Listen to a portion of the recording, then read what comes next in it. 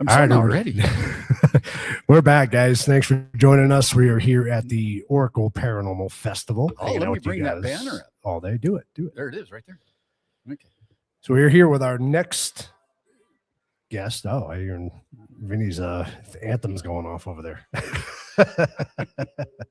So we're here to present UAP-PD. We got Marianne and Dave as our next set of speakers here. Are you guys ready to take it away?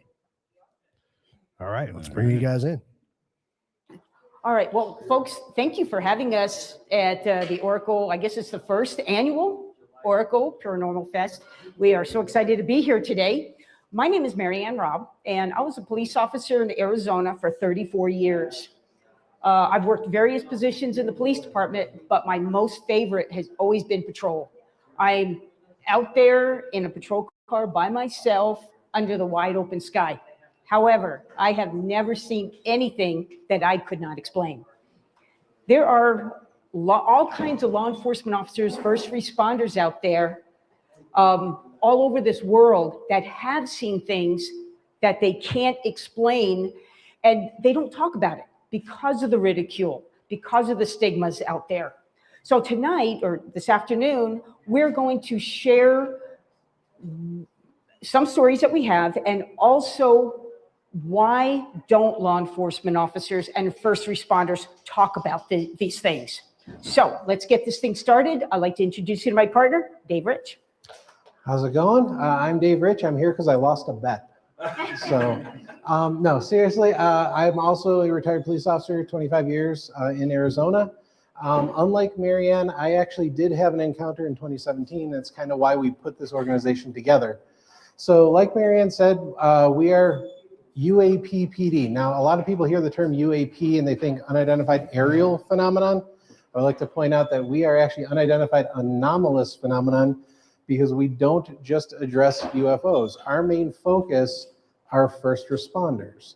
So whether the first responder saw a UAP, or they saw a ghost, or they saw Bigfoot, or they saw nothing and it was just a traumatic experience, that's what we're here to help. We're here to help them kind of wrap their brain around what they encountered, how they could navigate their way through the traumas that they've experienced during it, and then hopefully use their stories and use their information to help make it easier for others to come forward and work towards actually making it more acceptable to experience these things and then ultimately talk about them. So real quick, we have a little statement there. It's kind of like our mission statement. There are over 800,000 law enforcement officers, agents, and deputies currently working in the United States. They work shifts that provide coverage 24 hours a day, 365 days of the year. They are seeing things, but they are not talking about it. We're going to explain why.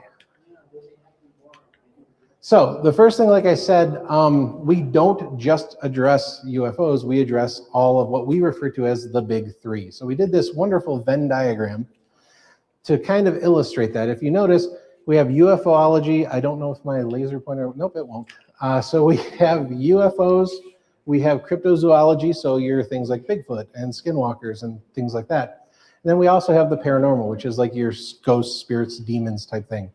If you notice, all of these things are related and intertwined, and we obviously put our badge in the center there to show it. And what we mean by that they're all intertwined is if I look at Roger and I say, hey, Roger, tell me about orbs. Roger, being more of a paranormal guy, is going to talk to us about the paranormal orbs. But if you talk to somebody from MUFON about orbs, they're going to talk about orbs in the sky. So we have orbs. We have TV shows like Terror in the Woods that cover cryptozoology and paranormal. UFOs and cryptozoology, you've got people like David Paulides. I know some people here know him. One of his most recent experiences, or books or movies, was a direct link between cryptozoology and UFO sightings in national parks. So we know they're all related. We don't know how or why specifically they are all related, but if they're all related, and Marianne and I are looking after first responders, then we need to know about all of these things. So we address all of them. But first, I'm going to turn it back over to her to tell you about what a law enforcement officer is. Let's talk about, first of all, let's talk about what is a law enforcement officer. Well, you've got your local police department, which is your city and town officers. You've got your sheriff, which is the county deputies. You've got your state, which is highway patrol. And then you have your federal police officers, which is the FBI, DEA, U.S. Marshals. And then, of course, a lot of people don't know, but park rangers and game and fish officers are also certified law enforcement officers. Now, this is going to get into the meat of things, is what does it take to become a law enforcement officer? Well, the first thing you're going to do is you're going to pick an agency. I know that back east, you have to take some kind of exam to see what agency is going to pick you up. But here in Arizona, you pick the agency you want to work for. You go in, you get into this auditorium to take that written test. Now, whatever agencies you're working for is already checking your observation skills. You walk into that auditorium, you sit down, they're going to put this picture in front of you. You've got 15 minutes to look at this picture. Could be a crime scene. It could be somebody drinking a coffee at Starbucks. You've got 15 minutes, you look at it, they take away that picture. Then you have 15 to 20 questions. What did you just observe on that photo? Okay, pass the written test. You then go to your, and I'm sorry that, yeah, this doesn't work, your pre-employment evaluation. Starts off with an oral board. Then you have a psychological exam. You take a polygraph. You also have a physical agility test. And then you actually go in for a medical examination with a doctor. Congratulations, you passed all that. Now you get 24 wonderful weeks at a police academy. Oh, baby. In the police academy, you're going to learn laws of arrest. You're going to learn defensive tactics, shooting, driving a car, everything that you need to learn to become a certified law enforcement officer, you learn in the academy. Get your 24 weeks done. You get out of the academy, graduate, you go back to your agency. You got 2 more weeks of what they call post-academy. That you get to your agency, you learn how to write their reports, you learn their radio codes, you just get familiar where you're going to work. Get it handed after you finish that 2 weeks, you think, oh, finally, I'm done with training. You know, you get and they hand you a set of keys and you're like, yes, I'm in my own patrol car by myself. Well, you are, but you're not.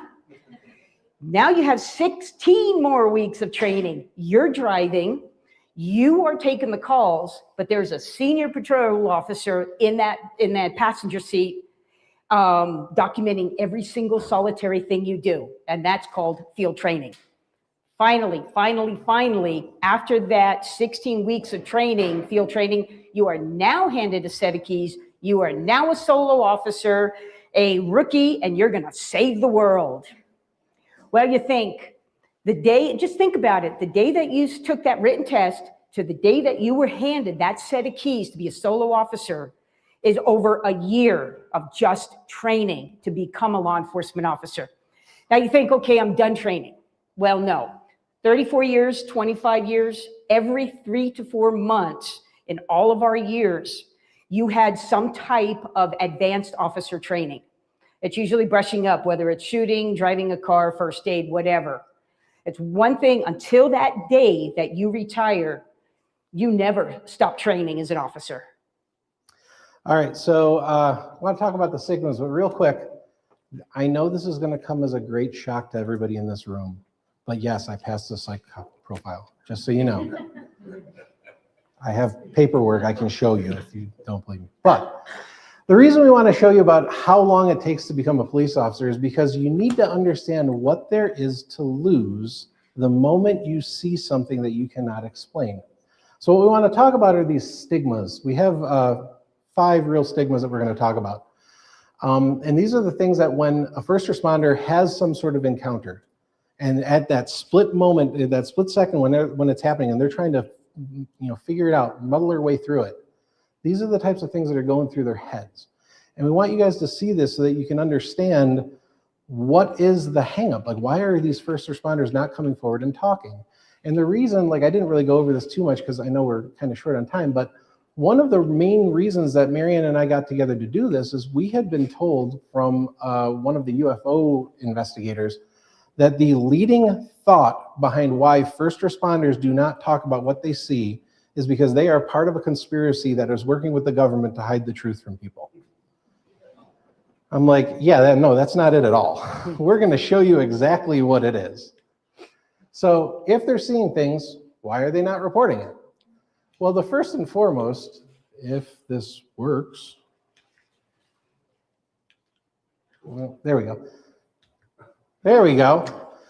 First one is just a straight up believability factor. So the first time that you actually see something that you can't believe, everybody in this room has an internal monologue, an idea of, and it's something that develops from your childhood all the way up through adulthood.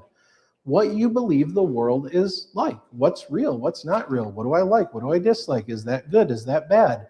These are all these little decisions are internal monologues that you have inside your head that make you realize what this world is. There's one thing at the bottom there, cognitive dissonance. I throw that in there because the moment when you think you have everything figured out in the world and now you experience something that doesn't fit in that box, that moment where you are going, this doesn't make sense, this doesn't make sense. Cognitive dissonance, that's what that is. I myself had that happen in 2017. It's a very enlightening moment when you sit there and go, wow, that doesn't make sense to me. And then you work your way through it. But everybody that works as a first responder, and everybody in this room, has their own belief of what's real and what's not real in the world. And the moment that that gets questioned, you start to question a lot of the stuff that happens in your life. That's the first thing that's going through their head is just, man, this is just too unreal. This is too unbelievable. Why is it too unbelievable? Because inside your head, you said, this is too unbelievable. So you don't want to say it. Even though there could be people that are 100% with you and agree with it. But inside, you don't believe it. Second one that we're talking about is the work follow-up repercussions. We always talk about first responders as being a band of brothers. Do me a favor in this room right here. Raise your hand if you have a brother or sister. Perfect, hands down. Raise your hand if that brother and sister has ever picked on you. All right, now give that brother or sister a taser and a badge. That's what we're dealing with. The relationship that we have, this band of brothers effect, is this relationship that every first responder has with another first responder. Reality time here. I would take a bullet for her. She would take a bullet for me. I'm not joking. Like if somebody came in, I was ready to jump in the way and take the bullet for her, just like she is for me. Something tells me the Subway cashier and the Subway sandwich artist do not share that same relationship. But we do, and that's how you get through these cases and these things that you're experiencing is because you have that mindset. And anybody that's in here that's a first responder, I know we have some that are or were, you understand what I'm talking about. Now, whenever you have that kind of close-knit relationship, people make fun of each other. If you have spent any time over at the table that says UAP-PD in front of it, you have seen somebody making fun of somebody for the entirety of this morning. He likes to talk. That friendly banter gets old after a while, right? Just like when your brother or sister was picking on you, and you got to the point where you're like, God, I'm just tired. Mom, make them stop, right? We don't have a mom to make them stop. We just have to deal with it. So these pranks, these jokes, this friendly banter, it starts to weigh down on you. And if you realize, wow, I just saw Bigfoot walk out of the woods. If I say something, I am never going to live it down. So sometimes it's out of almost like you say, self-preservation. I'm not going to say anything because I don't want anyone to know. Now, strain to the work relationship. So the first two are annoying more than anything else. This is the first one where we're getting into where we're actually starting to get into the realm of it actually is becoming dangerous. What I mean by that is this. You know, we got the strain to works relationship. This is my backup. Divided attention equals amplified threat and riding solo. What we mean by this is this. Everybody who's every police officer knows exactly, like Marianne and I know exactly what to do. If somebody walked in here and we were supposed to contact them, we know one of us is going to be contact, one's going to be cover. I know exactly what she's going to do. She knows exactly what I'm going to do because we've trained it. We've all trained it the same way. We know what we're doing. Just like all you guys that are in the room that were Tucson PD and work with emergency services, stuff like that. You know what your partner is going to do at that moment because that's what you train.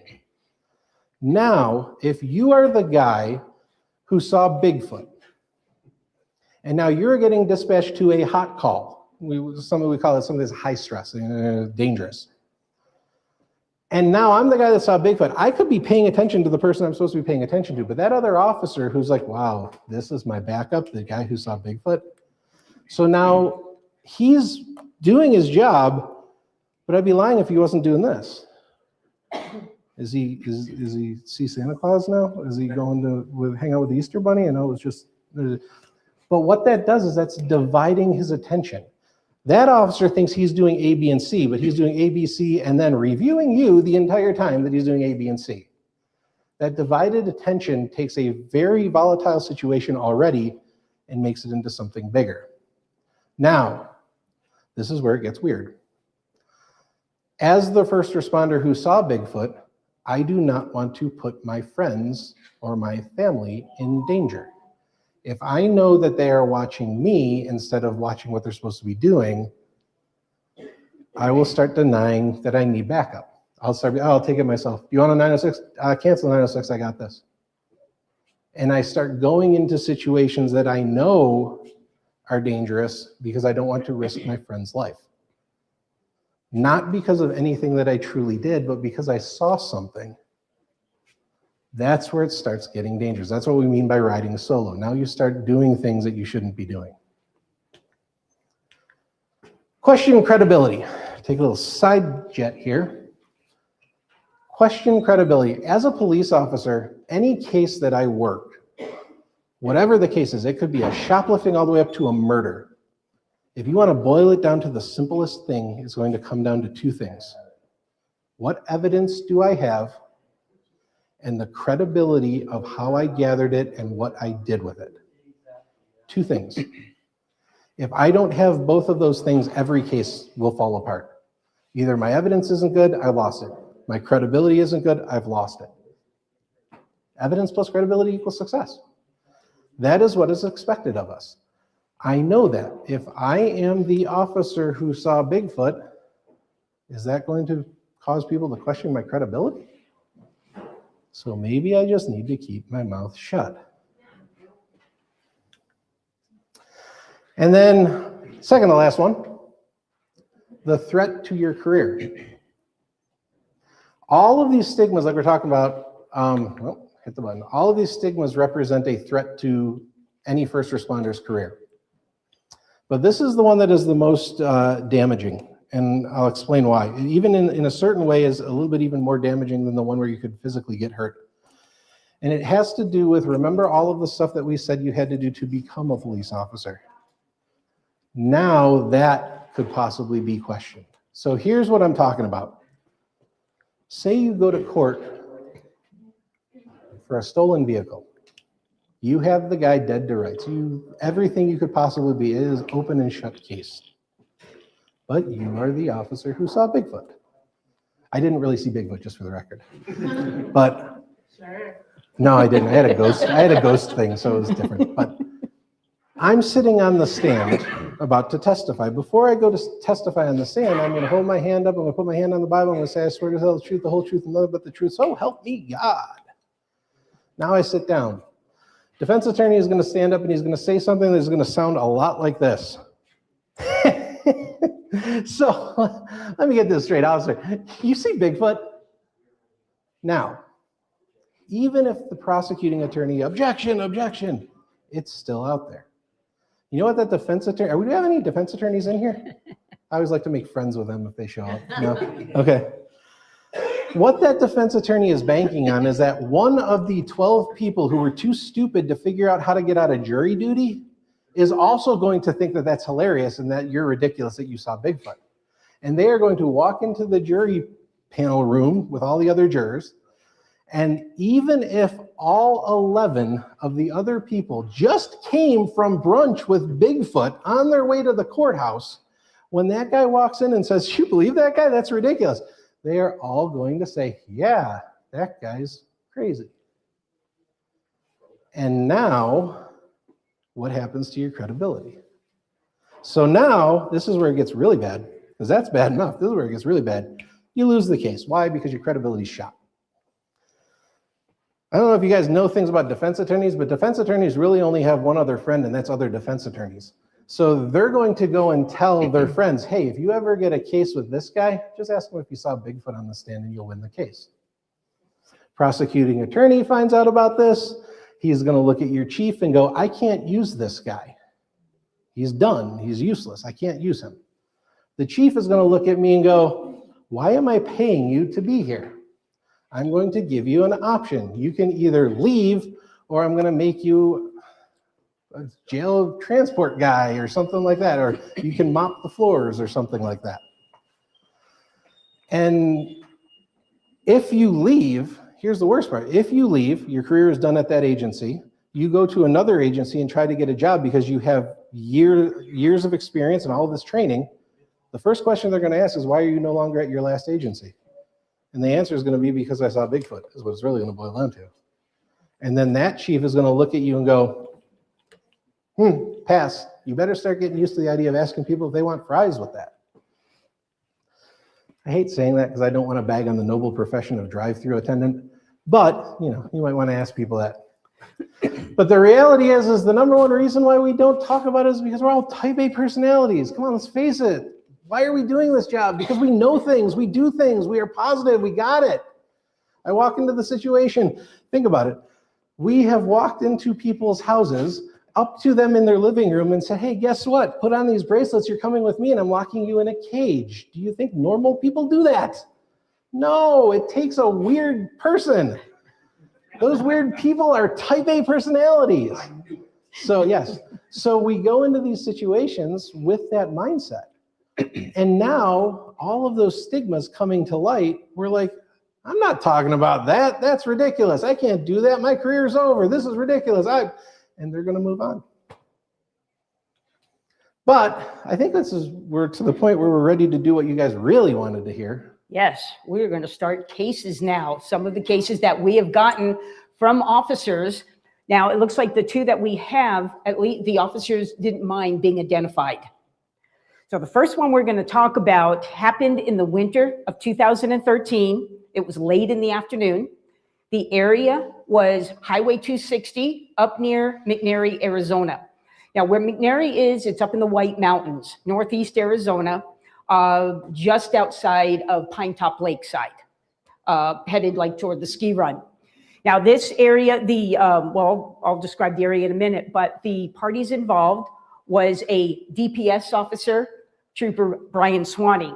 Even though he is a the deputy chief of a sheriff's department, he still had no problem giving us his information and his name. And I thought was really cool. Okay, so the case that had Trooper Swanee was heading to a vehicle, whatever, be quiet. Single vehicle accident. A car versus a horse on the roadway. So he drives up to the area. And as he's going, one of the things on the roadway is this was one of the bad winters that they had. Like right now, there's no snow up there. This in 2013, they had a lot of snow. So when they plow the snow, of course, they get the snow berms on each side of the road. Now, these snow berms here were about 3 to 4 feet tall. So all of 260 is just a 2-lane road going one way and the other way. So Brian Swanee, Trooper Swanee gets to the area. He notices that there's a car that is a little black Mercedes off to the side of the road, and there's a horse laying in the middle of the road. And it was, they believe, deceased. It had a pool of blood around its head. And at the time when Trooper Swanee pulled up, there was a White River Indian police officer that was on the scene also. So, asked what happened, and the driver told him what happened. So Officer Swanee takes the, Trooper, I'm not used to that trooper thing. Brian. It's always Brian. Yes, let's use Brian. That makes it so much easier. He gets the driver's his license, registration, proof of insurance. He goes back to his patrol car, and he starts to do a registration check and a driver's license check on the driver.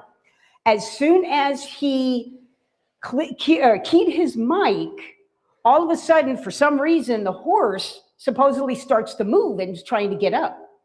Well, that White River police officer decides to take out his gun and shoot the horse about 16 times. He emptied his clip into this horse.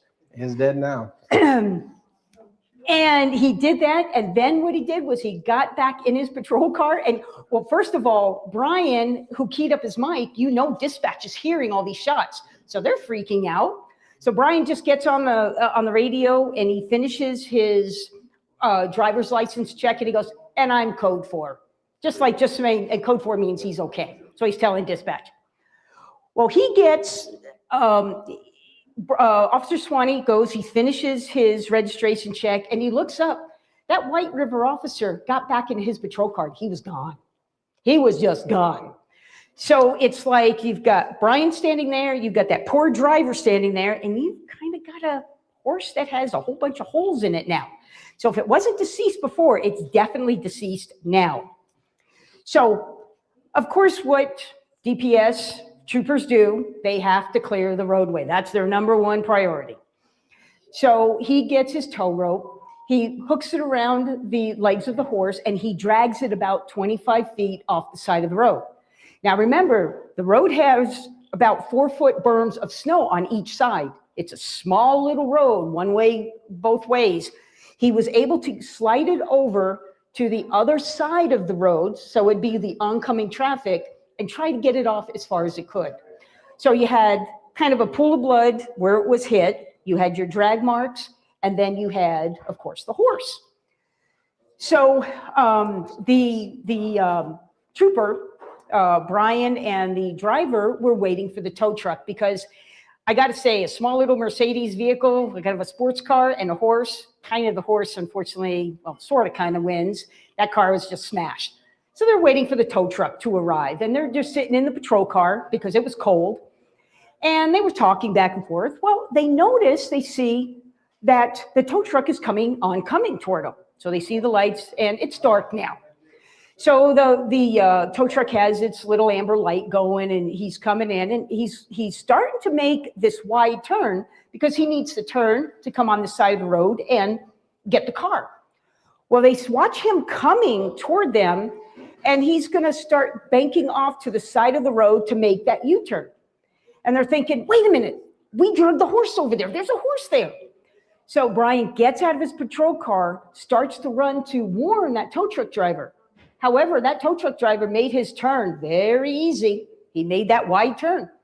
He didn't have to change. He didn't have to, miss anything.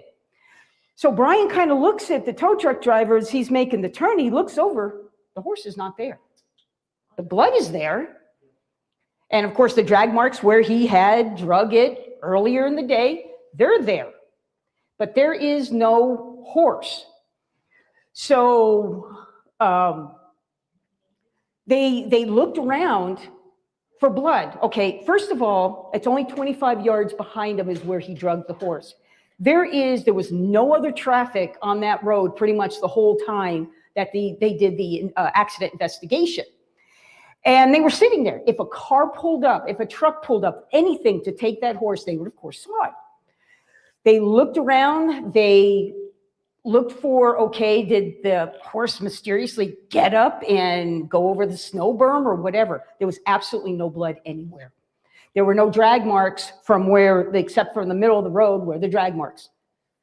That horse was gone. And they checked, I don't know, probably 100 feet every which way to see where in the world this horse could have gone. Yeah, there was no footprints leading through the snow. The horse couldn't have walked past them. They would have seen it. It couldn't have walked the other way. They checked. No vehicles came by and picked it up or anything. And the one thing that Brian told us was the driver was just amazed. He looks over and he looks at Brian and goes, "Trooper, where did the horse go?" And Brian goes, "I have no idea." So that kind of freaked them both out. But needless to say that Brian did a police report for the accident, but no mention of the horse or any of that other thing went into this actual police report. So whenever we do get cases like this, we try to you want to try to wrap your brain around it, right? Figure out what the heck it could be. So this is like one of those weird ones that it's like, it's not really a ghost, it's not really a demon. We've had two different stories or two different ideas that have come forward to us about it. The first one is McNary is a very heavy Native American population there. And so there were some people that think possibly a skinwalker. However, it got hit by a car and shot 16 times. It's a lot of damage to take. But the one that kind of sticks out in my mind is we have a friend of ours, Chuck Zukowski. I don't know if you guys have heard of Chuck with the animal mutilation, cattle mutilation investigations. There is something, well, it isn't really a mutilation because we don't have a carcass there. But if you think about it, in a lot of those stories, you will have a farmer literally at his field working on the fence. They'll look back and they see their cows, and then they go back to working on the fence, and like 10 minutes later, they look back and a cow is dead and mutilated on the ground. And like they didn't see any wild animals, they didn't see any craft showing up, they didn't see anything. So part of me, I guess me, I don't know if Marianne thinks it, but possibly that. Maybe something flying by saw it and said, hey, let's take that and study it. I don't know. I've never seen an alien before, but never seen a ghost before either, but I have issues with that. All right, so that was the first story. This second story we're going to talk about real quick happened on the Gila River Indian Reservation. It was Officer Andy Godinez, and he had a backup officer. Yes? I have a question. Yes. It might be kind of funny, but how did she get her insurance to pay if there was no horse involved? Because the police officer filled out the report. Hit a horse. The insurance company doesn't need to see the horse. They're not going to come out and see the But I dead thought you horse. said he left that out of the report. Well, he left out what happened to the horse. He Yeah, put in that yeah, it hit the it was horse. gone. Yeah. The horse was Oh, yeah. gone. Yeah, because And what did because you what gonna say she we would did? normally do in something like that is we would just leave it with something as simple as the horse was removed by the owner or something like that. So they just left that part out. It hit the horse that was walking along the road, and the horse is still laying there somewhere. Maybe, I don't know. Yes. So if dispatch heard the shots fired, Yes. aren't they supposed to report shots fired at a scene? Yeah, how They would he could. get the horse? They could. They could still. Everything up until everything up until the horse disappearing can be in a police report. That's completely fine. It was shot. I know it's commonplace to shoot a horse if Yeah. it's injured that badly, but 16 times? Well, and that's He it. was We don't zealous. know what White River did. White River, they just left. So it's Yeah. like, what did they do? We have no clue what happened. But that's why when the dispatcher heard it. And that's why Brian just goes, everything's code 4. Don't worry about it. We'll Hey, maybe. we weren't probably there. talk I don't about it know. later. It's like, but no, we don't even know. But, I don't know. yeah. White River even reported that he shot his gun. It's the Keep in mind Navajo where we're reservation. So Keep in mind where we're talking. All right, let's move on to case 2. That was really exciting. All right, case 2 happened July 15th, 2019. It was a day shift. Gila River Indian Reservation, Officer Andy Godinez of the Gila River Indian Police, and a backup officer. So here are your facts of the case. Did I turn it off again? Yes, I did. There we go. Officer Godinez responded to an unknown troubles call at a house. What we mean by an unknown troubles call is there was a 911 call that came from the house. They did not hear any voices. They did not hear any commotion. It was just a weird 911 call, and they heard nothing. So normal procedure for something like that, we will dispatch officers to go make sure everything's okay. It's not like a crime. We just want to make sure there's not somebody who's like called 911, passed out, something like that, or they're injured or something like that. So the initial call was an open 911 call at the house. And they say it kind of sounded like a person in distress, but you know, like a groaning kind of thing, but not like any voices or anything that they could talk to. So they arrived and they attempt to make contact. And we're gonna keep going. Look over here. Don't look at what this is. Follow me. We'll walk this way. Yes. So Officer Godinez and his backup officer arrive at the house. Now it's a house on the Gila River Indian Reservation. It's not a very large house. It's square for all intents and purposes, not relatively large. So they knock on the door. First thing you're gonna do is you're gonna knock on the door, you're gonna announce who you're, hey, Gila River Police Department, hey, we got a 911 call. He's talking about, he's like, nobody's in trouble. We just want to make sure everybody's okay. Because again, we have no crime being reported here. They're just doing a welfare check, for lack of a better term. Knocking on the door, nobody answers. Uh-oh, maybe the person is down in a back room. So they decide to walk around the house. So they're walking around the house, kind of knocking on windows and stuff like that. They get all the way around to the back. Nobody's heard anything. They announce a couple more times, police department, nobody's in trouble. Can you just open the door, please? We want to make sure you're okay. One of the officers stays at the back porch, and Officer Godinez says, hey, I'm going to go one more time around and just try knocking on the windows one more time just to see, because we're getting to the point where we've been here for like 15, 20 minutes and we've got no answer. So he goes one more lap around the house. As he gets to about 3/4 of the way around the house, he knocks on the window and he hears 2 knocks come back. Hello, police department, police department. Nothing. Knocks again, nothing. And he's like, what the heck? So he goes walking back to the back of the house to meet up with the other officer and see if anything has changed. So I was talking too much and I'm a slide behind. Here we go. So he's knocking on the door, knocking on the windows. Here's the knocks back. He comes back to the rear house where the other officer is positioned. As he approaches the officers, they hear a scream. Sounds like a woman's scream. Whoa! So they go running to the back door of the house and they decide to make entry. So as they get to the back door, they hear the scream a second time. So Officer Godinez goes to kick the back door open. He stops us in mid-story and goes, you need to understand something. And I look at him, I go, what? He's like, there was a couch behind that door. And I look at him, I'm like, okay.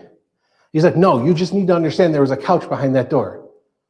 It's like, okay. And you'll understand why in a few minutes. But remember that there was a couch behind that door. So they breach into entry into the house. They go inside and they search the house. Now, again, not a very big house, but what they do when they search is they use a feed and flow method. So what that means is if Marianne and I were searching a house, we come up to the first doorway, one is going to go inside, one is going to post at the door. That person searches that room, comes out, then she would then go into the next room and I would post at the door. They will search and then go. So when you go through the entire house once, each officer has only searched half of the rooms because the other officer searched the other half.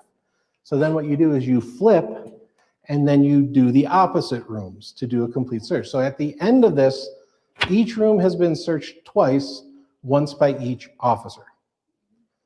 They do that entire search and there is nobody in the house. So they come out the back door that is now standing open. And as they're coming out of the door, here comes a sergeant and 2 officers, because the backup officer, well, Officer Godinez was kicking the door, gets on the radio and is like, hey, we hear screams inside, we're going to be breaching, we're making entry. So they come out of the house, sergeant and 2 officers come running up. What do we got? What do we got? Officer Godinez looks at me, we got nothing. And sergeant looks at me, do not tell me we just kicked open a door of a house and you have nothing. Officer Godinez shows his body cam, and you hear the screams. You see them making entry. Officer Godinez and the backup get posted at the 2 corners. The sergeant and the 2 other officers go back in there and search a total of 3 more times. They do the feed and flow method back, and then the last search is specific for in closets, looking for passages, because again, any house that's in like a kind of wild area like that, they're going to look for tunnels. They're going to look for any secret hiding areas. They look everywhere and they find nothing. So they come back out. Everybody ends up leaving except Officer Godinez. They end up having a representative from the tribe comes out and they end up backing, or like basically blocking up the door and sealing the back of the house. So as they finish sealing up the back of the house, he's about to leave, and guess what? Here comes the homeowner. Oh, and Officer Godinez is like, dang it, now I got to tell her what we did. So he walks up to the woman, says, hey, Officer Godinez, Hillary Police Department, we got a call at your house. We were trying to make contact with anybody inside it. We didn't find anybody, but then we heard these screams, and so we kicked the back door and made entry. We couldn't find anybody. And the lady looks at him and says, finally, somebody's heard it. And he's like, what? So the lady proceeds to tell him that she had a roommate who was into things that we don't like to frequent with. And in the process, it ended up creating some sort of something that is at the house. And this thing started to attack the roommate physically and sexually attack the roommate. The roommate ends up leaving. She's done. She's gone. The lady's still at the house. She's basically in this house and is telling them that, like, randomly 2 o'clock in the morning, she will just hear this scream in the house. I don't quite know why she would stick around, but she sticks around. So as they go into the house, there was this little altar over in the corner that had little religious symbols and iconography on it that the lady had there. That altar got kicked over during the search and got knocked over. The moment she saw that it was knocked over and everything was, she lost it. Was screaming at him that the spirits are going to get him. She went from being completely calm and thankful that he was there to just enraged that this altar was knocked over. This means of protection that she was using was disturbed. She starts screaming at him, the spirits are going to get you, the spirits are going to get you. And he decides, okay, well, sorry, I'm out. And he goes and leaves. So, you guys want to see a body cam? Was she a Native American? Yes. Yes. I forgot the question I was going to ask. I'll come back to me. Wow, okay. So, as you can tell, this is the body cam. You're going to want to watch here. I hope the sound is... It should be plugged in. It should be good? Yeah, Okay, try it. all right. If not, we'll play it again. But we'll play it till you can hear it. But I want you to listen, because you guys are going to hear two screams, and you cannot deny that they were there.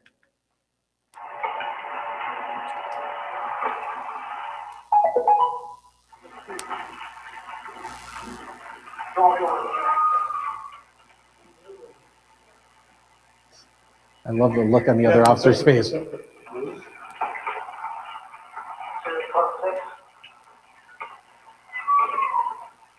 the second one.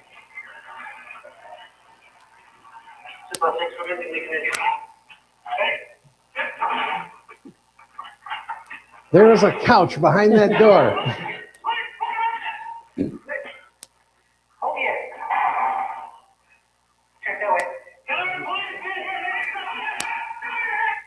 And then it stops because now it's inside private property. We can't show that. So they barricaded the back door. No, just the way that the living room was set up. Okay, She had that's her what- house set up so that that couch happened to be in front of the back door. So Andy, he's like a boom. So when he tells me this, he knows he's going to show me the body cam. He's like, you need to know there was a couch behind the door. I'm like, why? You just need to know it. And so then I look and I'm like, dude, is that why it took you 3 kicks to get the door open? He's like, yeah, there was a couch there. I was like, Again, that band of okay. brothers thing that we all do. It's like, okay, sure. there was a couch there. Sure, Andy, I believe you. So that's our last story. What we're going to do is open up for questions, but real quick, this is some upcoming events that we're going to be at. If you guys are interested in going to any of these events, we will be speaking at all of them. The first one on the list, Phoenix MUFON meeting, that's it's actually in Scottsdale, but it's May 9th. It's a Saturday. We are actually doing our long program, we like to call it. They are giving us 3 hours to talk. So we are going to do like a more in-depth version of the stigmas. And then I want to say we're 8 stories. About 8 stories, yeah. I think And we're it's going to be doing 8 stories. noon to 3 o'clock in the afternoon. Is Yeah. that going to be that meeting? And so that one is a pretty big one because we're going to get a lot of stories out for people to hear. And we got some great stories. We're not doing Campo, that one. No. Not Phoenix No, MUFON, no. not Phoenix. Okay. Then the next one on the list is Contact in the Desert. We're going to be speaking at on the Thursday of Contact in the Desert, the very first day during a what they call a 101 kind of class to kind of introduce people to who the new speakers are. That one we are talking about Campo, which is kind of neat. Then after that, we're going to be at Phenomicon in Vernal, Utah, which is kind of cool. We get to fly to Vernal, Utah. I've never been there. Oh, nice. Perfect. We're going to be there speaking this year, and then not doing anything over the summer. Well, I guess September is after. Yeah. But then the Superstition Mountain Museum Paranormal Day, which is something that Roger and Vinny are involved in. We will be speaking at there again, unless they don't like this and they tell us to not show up. But I don't know, are we going to do the same stories or are we going to do different ones? Oh, different. We'll do different totally stories different for that one. stories, yeah. Okay, we'll find some different ones. I don't know Yeah. what our mic drop will be at. We might do Campo again because it's been 3 years since we showed you guys Campo. Do you guys So- have a YouTube channel Not No. a YouTube. We've got Facebook and we have our own website. And go ahead, yeah. This is where you can contact us. This is my cell number, and we don't usually use the UAP-PD, the Yahoo. We do mostly the Gmail. I'm always on the emails. I'm always on our Facebook and our website. So if you or someone you know is a law enforcement officer or first responder, and when we say first responders, we're talking firefighters, EMTs, paramedics, nurses, anybody that's on that front line. Please have them call us, have them share their story. They could either remain absolutely anonymous or, they can identify themselves. It's up to them how far they want to go with the story. We just want to be there to help them navigate through this stressful situation.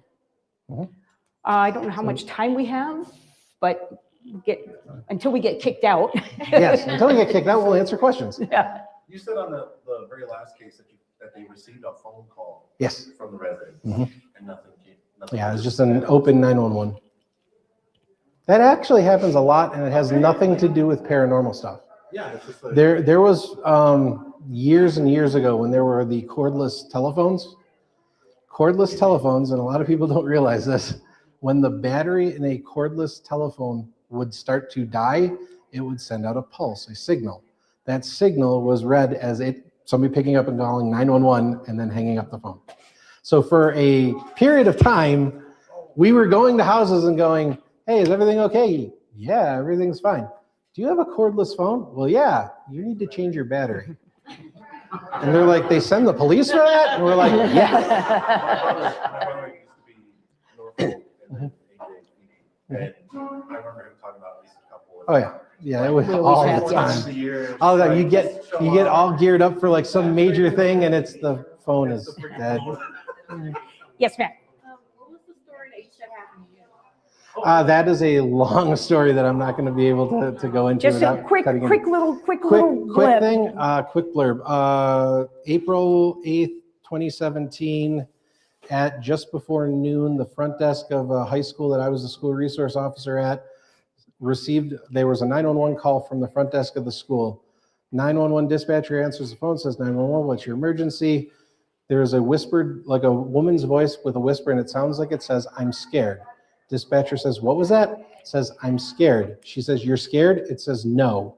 And then you hear the phone drop on the countertop.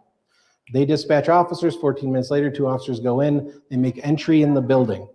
The entire building is only the principal's office, assistant principal, the nurse's office, the counselors, stuff like that. There's no classrooms in it or anything like that. Officers make entry through the front door using what's called a Knox box. They go up to the phone, pick up the phone that's laying on the counter with an open line to the dispatcher. The officer has a conversation with the dispatcher, says, hey, this has to be the phone that's laying here open. Hangs up the phone. They do a search. They don't find anything. They get to the nurse's office. There's a door. They don't know which way the room goes, so they stack to do one peel right, one peel left. As they enter and peel in, something that neither of them could see physically pushes them out of the way. And then they run out, they don't see anything. I get involved because I'm the SRO at the school. The way I get involved is I show up at prom that night and the principal says, did you hear about the 911 call at the school? I'm like, what 911 call at the school? It's a Saturday. So then I call dispatch. She's like, you need to call dispatch. So I call dispatch, hey, is there a 911 call at my school? Dispatcher just starts laughing and says, hey, you need to talk to this officer. So I send him a text. I'm like, dude, were you at my school today? And his response is, dude, your school is blank haunted. At this point in my life, 100% skeptic. Did not believe in ghosts, didn't believe in UFOs, Bigfoot, none of that stuff. So I see that and I'm like, right. Pocket, done. Monday morning, I go into work. My sergeant says, did you hear about the 911 call at your school? I'm like, yeah. He's like, you need to investigate it. Why? Misuse of 911. Okay. Now keep in mind, Dave does not believe in ghosts at that time. So Dave says, oh, well, maybe it's a kid, something like that. Long story short, we do a complete investigation. I pull security footage from the front desk of that school where the phone is almost dead center. I pull the audio from the 911. I have the audio analyzed. I view the entire footage. There is nobody standing at that phone when that phone call comes in. I send that audio off to be analyzed by people a lot smarter than me. And they come back and they say, I don't know what this is, but it's not a human voice and it's not a computer generated voice. I then say, well, that's messed up, because this entire time I'm thinking there's a logical explanation for this. So I end up going and speaking to the nurse because the entity pushed them in the nurse. And by the way, in the footage, you see the two officers come in, you see them pick up the phone, you see them both go into the nurse's office, but there's no camera there, but you see them both run out like a few seconds later looking for something. So I do this whole investigation, contact the nurse. The nurse finally, long story short, admits to me that she has an attachment. She's had a ghost that's been following her entire life. And she didn't want to tell me at first because everything at her house stopped, all the activity, and it's typical like major activity at her house, stopped 3 weeks ago. And then when I asked her, well, why are you telling me now? She said, because everything at the house started again last night. I did a premise history on the school. That was the third 911 call from the front desk of the school, but it was the only one with a voice.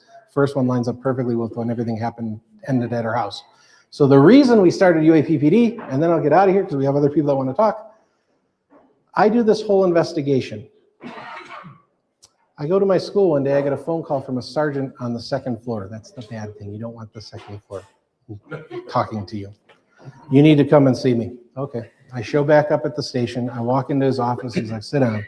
I sit down. There's 2 computer screens. One of them is the security footage from the school. The other one is an MP3 player. He hits play, plays the footage, plays the sound. He looks at me and says, you expect me to believe this? And I look at him and I'm like, I don't care what you believe. Like, this is what happened. He's like, you are not going to file a report. You are not going to talk about this. And if you do, it's your career. So I had some choice words because at this point in my life, I had received the Life-Saving Award, Meritorious Conduct, Distinguished Service, Distinguished Team Citation twice. I had like more decorations on my uniform than a Christmas tree. This guy got to be a sergeant by brown nosing. So I said some things that I probably shouldn't have said. He said some things back. An argument happened. I stormed out of the room. I got about halfway downstairs and I realized whether you like him or not, he has stripes. You do not. You will shut your mouth. So for 6 years, I did not talk about this story. And every year around Halloween time, because everybody knew about it, it would come up and I'd be like, shut up. And then, but now that I've retired, we're going to talk about it. And we're going to use that as a way of trying to help other first responders come forward and talk about what they've experienced. Because if it happened to me, it happened to others, and it shouldn't have. And so what we want to do is give them that safe place where they can talk about it and start healing. Because for 6 years, I didn't even talk to my wife about it. Like, I didn't want her to even be involved in it. And nowadays, she still doesn't like it. She never comes to our talks. We've done podcasts. She'll sit in the corner and be like, I ain't know it. She's like, I have one rule for you. You don't bring anything home. And I'm like, I don't plan on it. Like, do you mean like pizza? I shouldn't bring pizza home? Or like, but yeah, so in a nutshell, that's what it is. Unfortunately, like I said, we're not doing that talk until Contact in the Desert, because when we do that talk, we play the 911 tape. So you'll actually hear, we play the original version, which is the whispered voice, and then we also play the analyzed version where they amplify the sound of the voice, that not the dispatcher, but the other voice, so that you'd actually be able to hear that. But unfortunately, what? Come to the Superstition Museum thing in October, and we'll do Campo for that story. Hey guys, if you want, I know somebody else is coming in for a talk. If you want, of course, our booth is right up there. Give us a holler, come on by, share a story if you have one, or just come by and say hi. And any questions. But thank you guys, appreciate it.